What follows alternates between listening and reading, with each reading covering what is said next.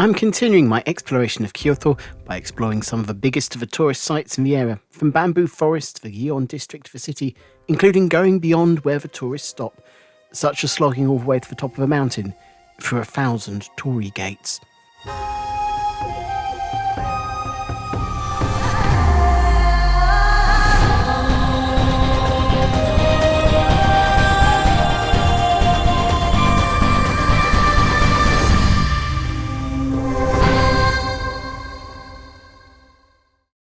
Located to the west of central Kyoto is the district of Arishiyama. The area is home to Japanese macaque monkeys and the moon crossing bridge, or Togetsuyoko, which has crossed the Kastura River here since at least the 9th century. However, its most famous attraction, and the one that draws thousands of tourists out of the centre of Kyoto to here, is the bamboo forest.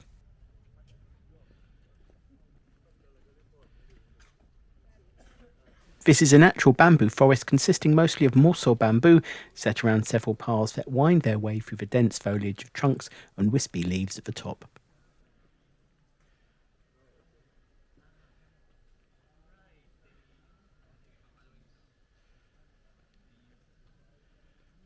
The arrow-straight trunk shooting metres up into the sky, topped with foliage that gently moves backwards and forwards in the breeze, has been identified by the Japanese Ministry of the Environment as part of the soundscape of Japan.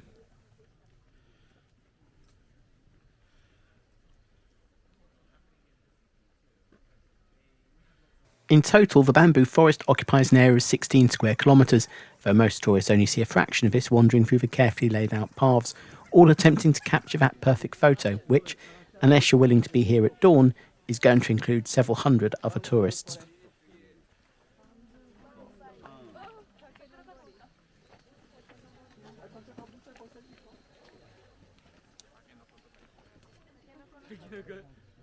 Whilst the almost perfect tunnels of bamboo do make for a spectacular photo, it's an equally awe-inspiring sight to look up towards the canopy as the bamboo bends to meet its counterparts on the opposite side of the path, and those views don't include the vast tourist numbers around you.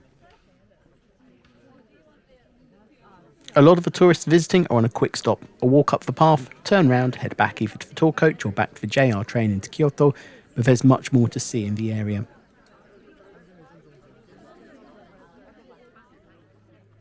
Just a short walk from the edge of the bamboo forest and a quick hike up through the town park, you reach a viewpoint that looks down into the Rankyo Gorge of the Kastura River.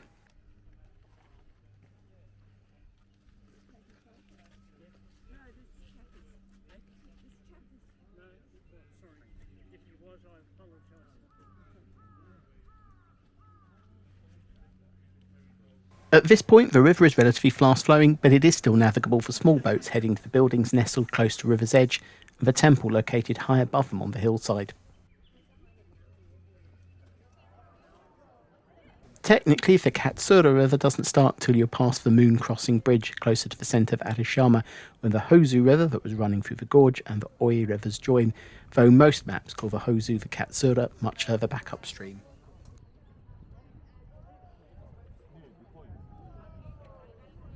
With any river in a tourist location, there's bound to be a boat tour, and Arishiyama is no different, with a number of options from the sedate to the adrenaline-filled available.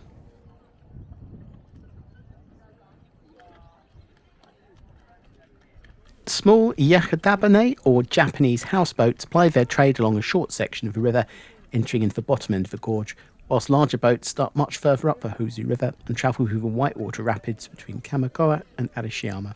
In both cases, the boats are directed and, when the water flow isn't assisting, powered by punting, though on a significantly less sedate style than a puny Oxbridge punt.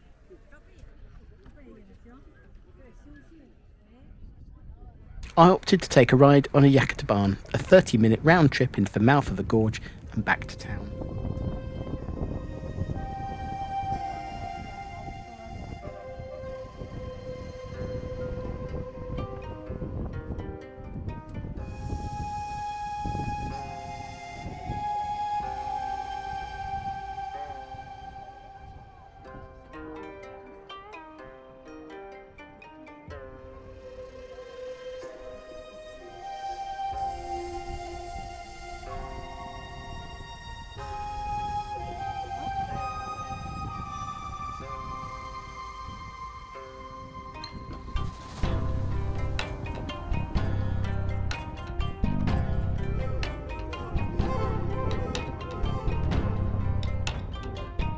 The Japanese houseboats are just that, a boat with a roof. You take your shoes off as you board and then sit on cushions on tatami mats in the main part of the boat whilst your captain slowly punts you upstream, picking their path past the fellow houseboat captains as well as the slightly less predictable tourists in rowboats and pedalos.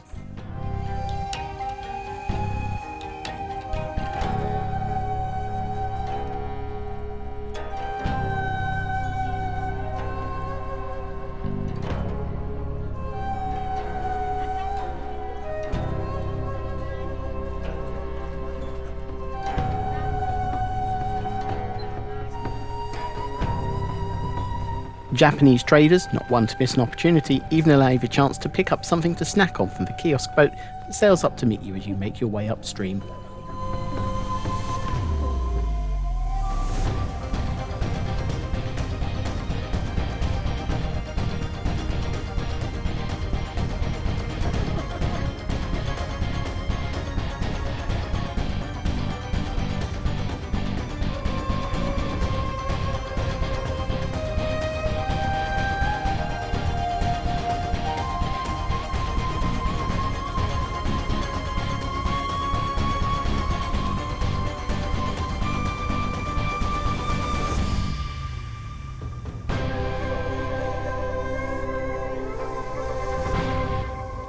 The most dramatic part of the tour is as the boat enters the start of the gorge and then makes a turn around a large rock in the middle of the river to start heading back downstream again.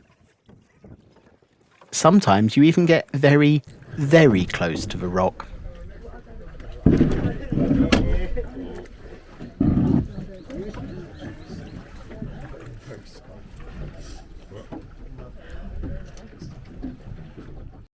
From Arishiyama, it's back into the centre of Kyoto and then outwards towards the southwest suburb of Fushimi to visit perhaps the most photographed part of the city at the Fushimi Inari shrine. The Fushimi Inari Taisha is the head shrine of the Kami Inari, Kami being the deities, divinities, spirits, mythological, spiritual or natural phenomena that are venerated in Shintoism, and Inari being the Kami of foxes, fertility, rice, tea, sake, agriculture and industry, as well as general prosperity and worldly success. It's one of the principal kami of Shintoism, so naturally this is a popular site.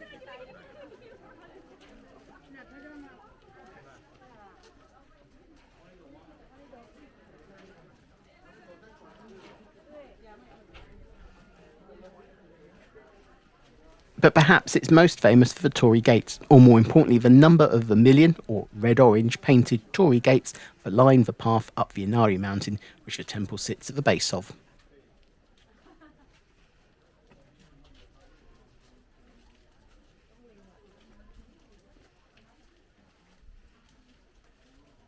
A torii is a traditional Japanese gate most commonly found at the entrance to a shrine, where it symbolically marks the transition from the regular world into the sacred. It's also believed that kami travel through the gates.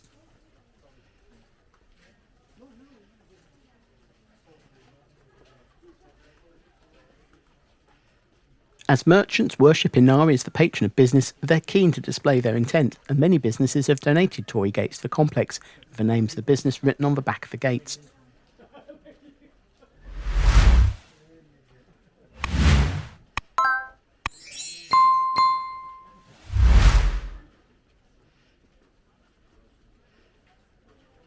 Given how popular this is, it's unsurprising that the number of gates across the whole of the shrine complex, the top of the mountain and back down, is around 10,000.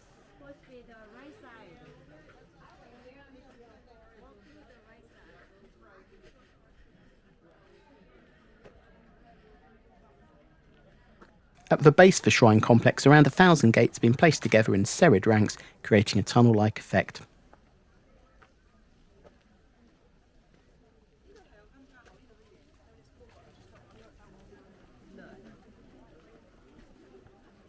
This area, the Senbon Torii, or 1,000 Torii Gates, is once again popular with the Instagram crowd, and another place where you need to be up long before dawn if capturing 1,000 Torii Gates without a similar number of tourists in your shot is your aim.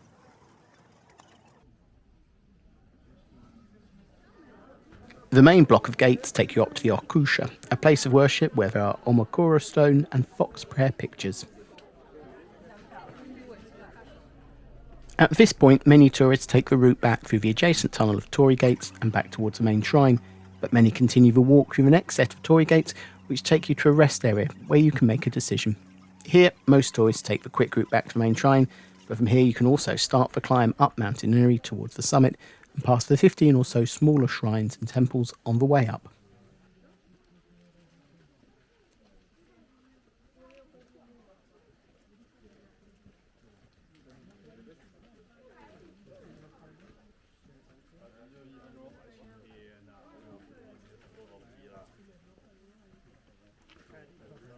From here on, as you climb, the numbers start to drop off quite dramatically, either from not wanting to do the climb, or from the 2 hours required to complete the full circuit being too much for a lot of people's itineraries. So from here on in, it's much fairer split between tourists and devotees.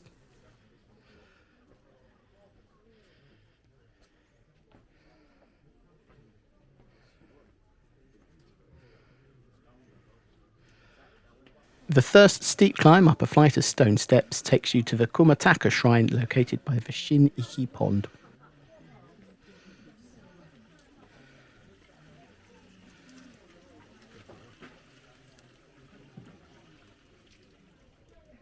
Then it's another climb up through the continuing serried ranks of Torii gates to the point where there's a last chance to return back to main shrine via a path that runs around the edge of the complex, or you can commit and press on towards the summit. The route back to the main shrine is also the path you take on your way back down as you exit the mountain.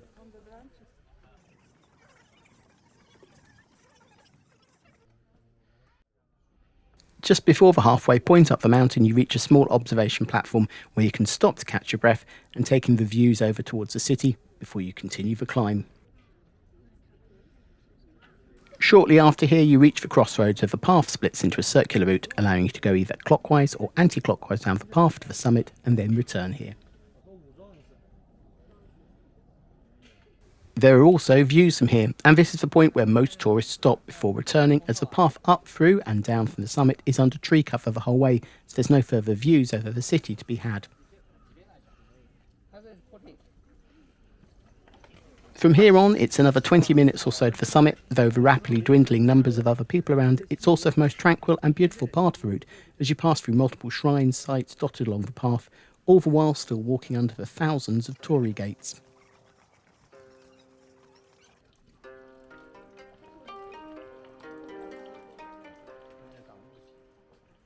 Such as the Ganrikisha shrine with its fox fountain,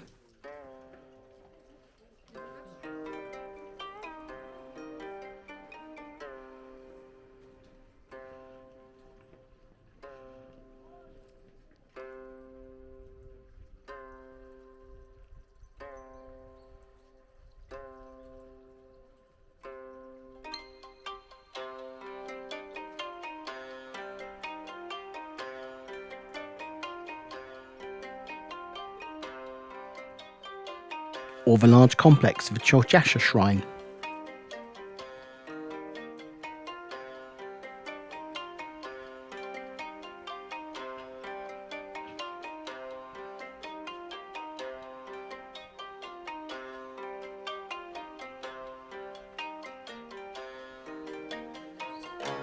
But always climbing.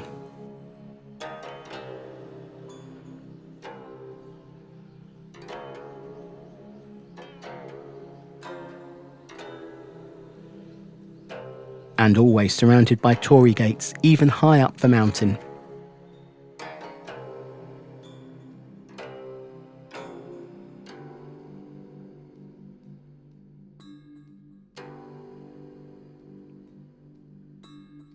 And several false summits.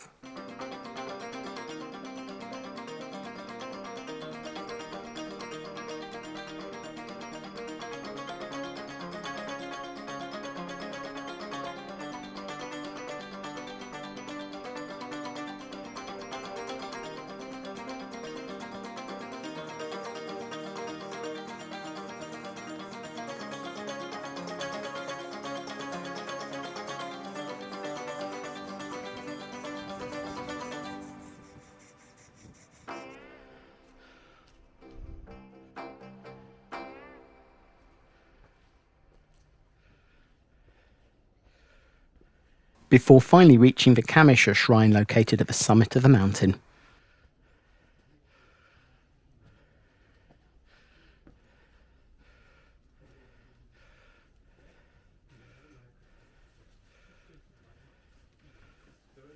Though what comes up must come down, and from here it's another 20 minutes back to the crossroads, and from there 40 more down to the main shrine.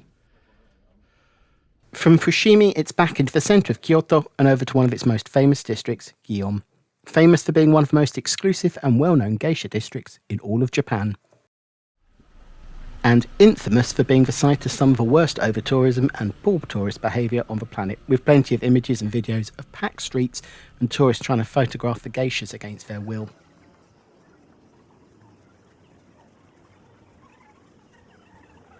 It's gotten so bad that many of the streets are now either off-limits to non-residents or there are significant 10,000 yen fines, about £50, €60 or $70 in May 2025, just for taking photos down certain closed streets.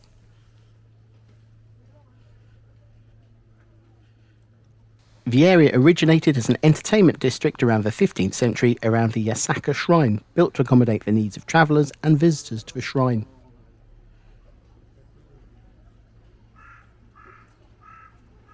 It eventually evolved to become the exclusive geisha district that it is today, and it's still home to a significant number of geishas.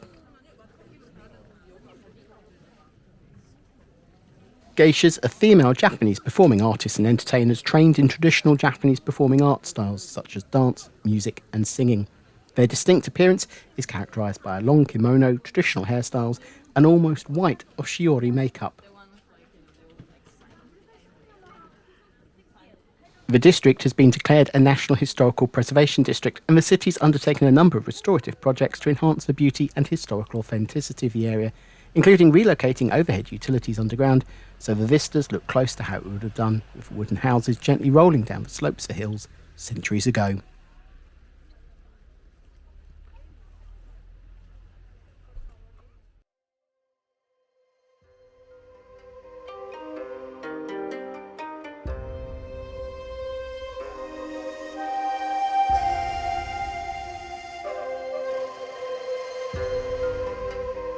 Next time, I hit the temples of Kyoto, exploring the golden, the gigantic, and the gardens.